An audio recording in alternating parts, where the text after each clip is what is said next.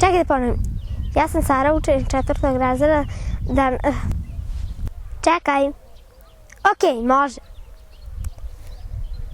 Ja sam Sara, učenik 4. razreda osnovne škole. Danas je 22.4.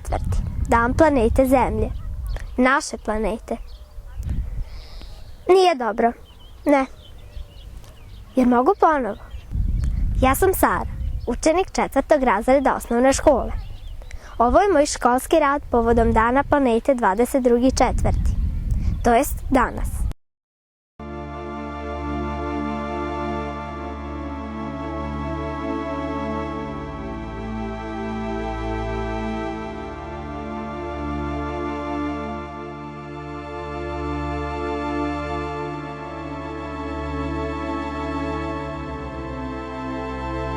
Planeta Zemlja.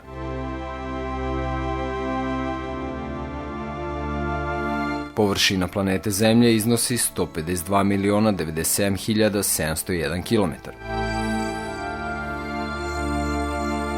Planeta Zemlja ima 148.940.000 kvadratnih kilometara kopna i 361.132.000 kvadratnih kilometara vodene površine.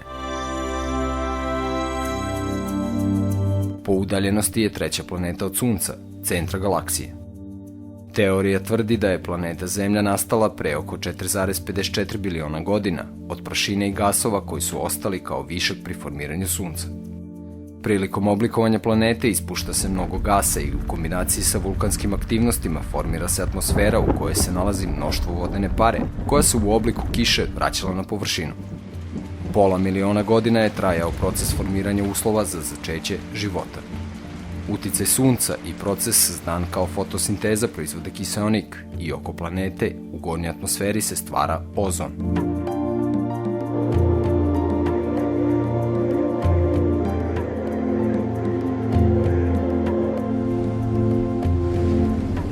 Planeta je većinski bila pokrivena vodom i tek pre 750 miliona godina izdvaja se superkontinent koji počinje da puca u manje delove. Milionima godina Zemlja se oblikovala da bi dobila današnji oblik, koji nikako nije finalan. Život na planeti Zemlji se razvijao sporo i u određenim fazama. Tokom proteklih 535 miliona godina 5 masovnih istrebljenja životnih oblika se desilo usled promene planete i uslova življenja.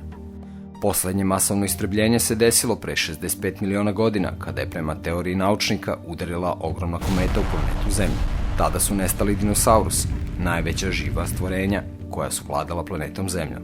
Nestanak dinosaurusa dao je prednost sisarima koji su preživeli katastrofu da se razviju u dominantnu vrstu.